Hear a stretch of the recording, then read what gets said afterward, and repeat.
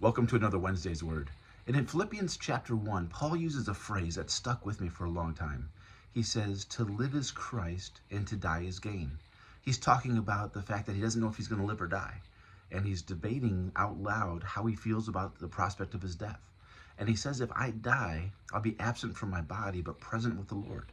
But if I live, I get to be with you and do God's work. So I don't know which one's better. Do I want to live and be with you, or do I want to die and be with Jesus? But then he writes, convinced of this, that God's called me to you, I think I'm going to live.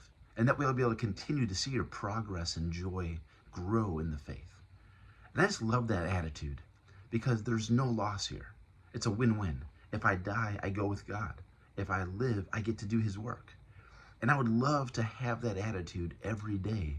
And sometimes I do, sometimes I struggle with it. But it's something to hold on to, because so much of our anxiety in life is about controlling the future. We want to know if we're going to be healthy, if our kids are going to be okay, if all of our plans are going to work out, if our money's going to keep us through retirement. There are so many things that can keep us up at night. But if we live, we're not here just to be healthy and to be wealthy and to have godly kids. All that's great. But the goal is to do God's work.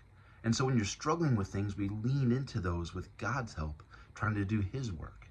And if everything goes away, then we're with God. And that's our ultimate reward. We see that reward now as we grow in our progress and joy in the faith. We don't have enough conversations about joy in our faith. And so life is a win-win. I know there's tough times. I've been through tough times. I'm not trying to sugarcoat that. But if we can keep this attitude, that if we live, it's Christ. If we die, it's gain. It's going to help. All right, that's all I've got. God bless.